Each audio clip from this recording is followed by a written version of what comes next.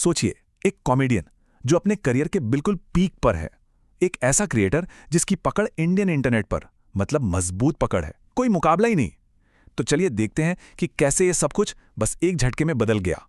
और जब मैं पीक की बात कर रहा हूं तो जरा ये नंबर देखिए, 4 करोड़। जी हां, 4 करोड़ लोग हर महीने समय रैना का शो इंडियाज गॉट टैलेंट देख रहे थे। मतलब इस नंबर के साथ वो इंडियन यूट्यूब के बेताज बादशाह थे। सिंपल।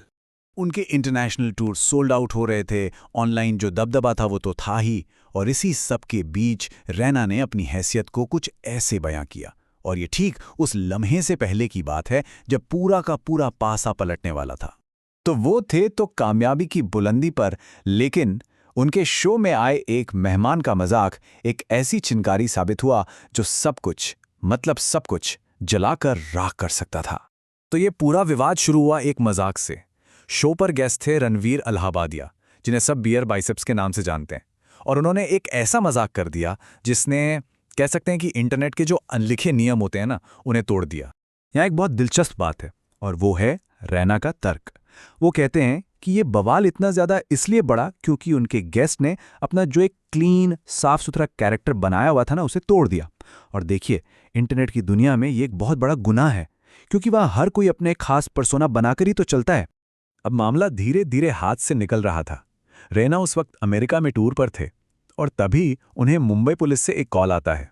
सीधी सीधी मांग थी, शो के सारे एपिसोड्स हटा दिए जाएं। लेकिन फैसला लेने का उन्हें मौका ही नहीं मिला। जैसे ही उनके एडिटर को पूछताछ के लिए पुलिस स्टेशन ले जाया गया, रैना को वो शो डिलीट करना ही पड़ा। सोचिए, वही शो जिसे हर महीने 4 करोड़ लोग देखते थे। तो शो तो डिलीट हो गया, पर कहानी यहां खत्म नहीं हुई, बल्कि असली मुश्किलें तो अब शुरू हुई थीं। जो गुस्सा अब तक सिर्फ ऑनलाइन था, वो अब उनकी असल जिंदगी में एक बड़ा तूफान बनकर खड़ा हो गया, और इसके नतीजे बहुत संगीन होने वाले थे।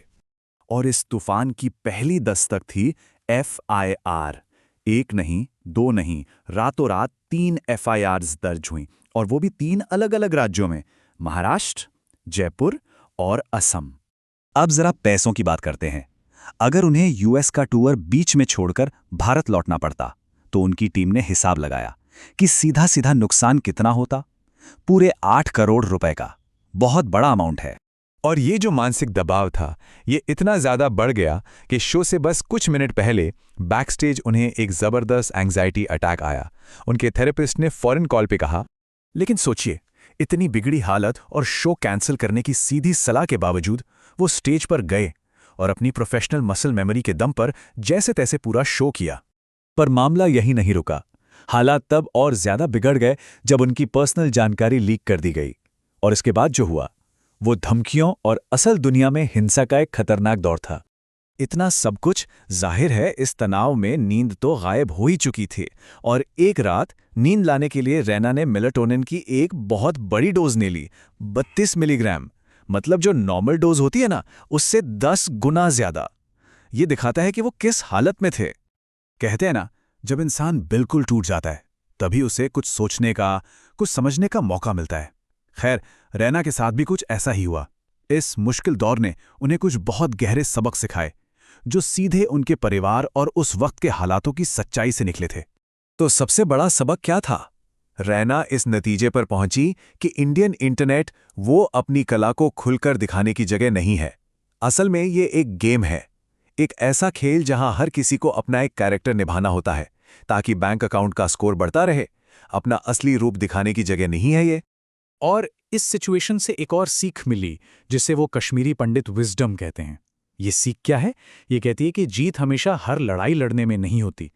कभी कभी जिंदा रहने के लिए, सरवाइव करने के लिए पीछे हटना ही सबसे बड़ी जीत होती है।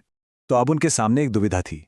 एक तरफ था जॉर्ज ऑरवेल का कहना कि हर मजाक एक छोटी क्रांति है, मतलब आर्टिस्टिक सिद्धांत, और दूसरी तरफ थी असम पुलिस की सीधी धमकी, जेल हो सकती है।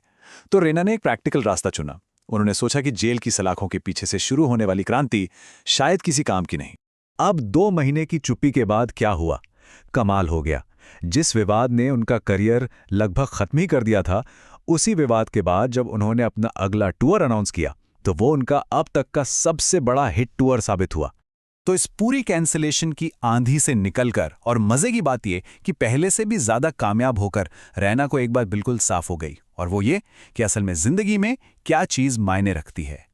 और इस पूरे संकट से जो आखिरी और शायद सबसे बड़ा सबक मिला, वो था प्रोडक्टिव दिन की परिभाषा को ही बदल देना। एक बहुत ही दिलचस्प सोच है ये, जो शायद हम सबके लिए कुछ सोचने पर मजबूर करती है।